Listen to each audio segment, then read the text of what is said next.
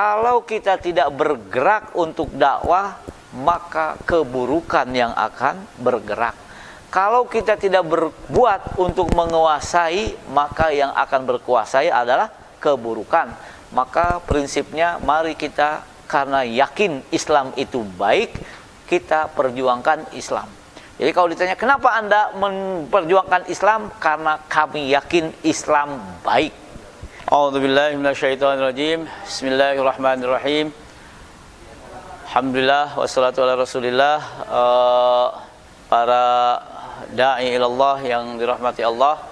Pertama, alhamdulillah kita bersyukur pada Allah bahwa Allah Subhanahu wa taala memilih kita semua untuk berjuang di jalan dakwah.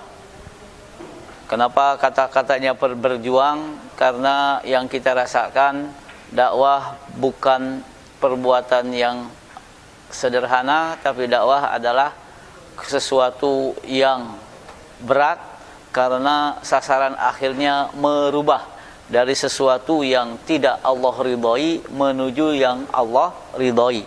Dalam konteks lapangan dakwah, kita menemukan betapa banyak hal-hal yang tidak diridhoi Allah, tapi menjadi budaya, menjadi tradisi, menjadi kebiasaan di tengah masyarakat.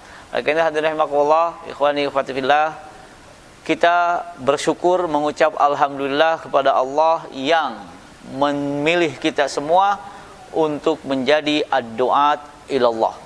Salat dan salam kita haturkan kepada Rasulullah sallallahu alaihi wasallam. Semoga salawat kita selalu mengingatkan kita bahwa qudwah kita dalam berdakwah adalah Rasulullah sallallahu alaihi wasallam. Ikhwani wa akhwati fillah, ad-du'at ilallah. Tadi yang disampaikan adalah tentang al-thaqafatu ad-da'iyah. Memang dalam hal kita berdakwah bukan untuk memuaskan pemirsa, bukan untuk memuaskan jamaah dengan mengikuti apa yang mereka inginkan. Kalau kita berdakwah karena ingin mengikuti apa yang mereka inginkan, tidak akan terjadi perubahan sama sekali. Tapi kita bisa mengemas apa yang kita inginkan, apa yang Islam inginkan dengan cara yang baik sehingga mereka bisa tertarik. Salah satunya adalah kekuatan al-ilmu. Tahu tadi bahasanya al-thaqafah, biasanya kalau kita menampilkan dengan keilmuan, banyak juga orang tertarik bukan karena retorika kita, tapi karena merasa yang menyampaikan betapa yakin, mereka merasa yang menyampaikan yakin dengan apa yang disampaikan. Jadi bukan hanya sekedar retorikanya atau apanya, tapi kita hidup nafas kita bersama dakwah, bersama fikroh ini, sehingga ketika menyampaikan pun orang terasa bahwa memang kita menginginkan perubahan dari yang tidak Allah ridhoi menuju yang Allah ridhoi. Oleh karena itu, jangan puas dengan satu hal, tapi terus berinovasi, tapi terus berkreasi dalam rangka mewujudkan sasaran-sasaran dakwah, dalam rangka mewujudkan tujuan-tujuan dakwah. Kalau di otak kita selalu berpikir tentang dakwah, saya kira kesempatan apapun akan kita gunakan untuk berdakwah. Siapapun di antara kita yang terlibat dalam dakwah ini akan menggunakan sedikit, sekecil apapun kesempatan untuk berdakwah kepada Allah Subhanahu wa taala. Jadi hadirin rahimakumullah, saya ingin mengingatkan, dulu mungkin kita sering mendengar pertanyaan apapun kalau jawabannya dakwah, lanjutkan. Dulu ketika antum sekalian belum menikah, kalau ditanya kenapa Anda menikah, maka jawabannya karena dakwah. Jadi apapun kesempatan silahkan gunakan untuk berdakwah. Anda sebagai guru, lakukan untuk dakwah. Anda sebagai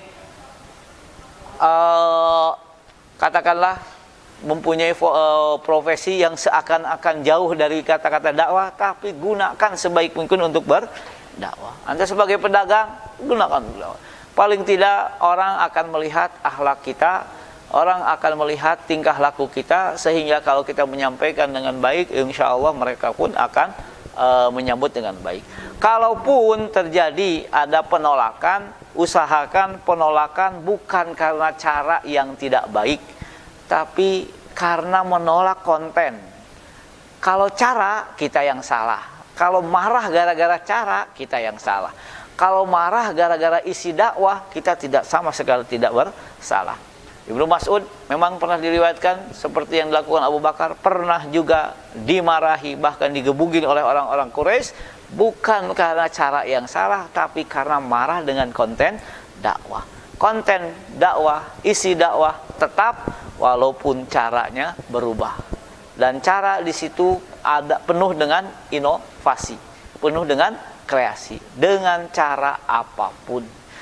Terakhir, ikhwati fillah, para duat ilallah, kalau kita tidak bergerak untuk dakwah, maka keburukan yang akan bergerak. Kalau kita tidak berbuat untuk menguasai, maka yang akan berkuasai adalah keburukan. Maka prinsipnya, mari kita karena yakin Islam itu baik, kita perjuangkan Islam. Jadi kalau ditanya kenapa Anda memperjuangkan Islam, karena kami yakin Islam baik. Itu yang disebutkan juga oleh Sayyid Qutb dalam tafsir Al-Quran. Kenapa Anda berdakwah? Karena kami yakin Islam itu baik. Jadi rahimakumullah, mudah-mudahan pertemuan kali ini paling tidak mengisi baterai kembali tentang perjuangan dakwah. Perjuangan dakwah tidak akan pernah berakhir sampai Allah ridho terhadap apa yang dilakukan manusia, yaitu menegakkan ketauhidan di muka bumi Allah Subhanahu wa taala. Bumi langit milik Allah, maka kita pun dengan tegas mengatakan yang berhak menjadi aturan hidupnya adalah aturan yang Allah ridhoi, bukan aturan yang manusia sukai. Kini ini mudah-mudahan bermanfaat bagi kita semua. Wabil khusus li nafsi billahi at-taufiq wal hidayah. Assalamualaikum warahmatullahi wabarakatuh.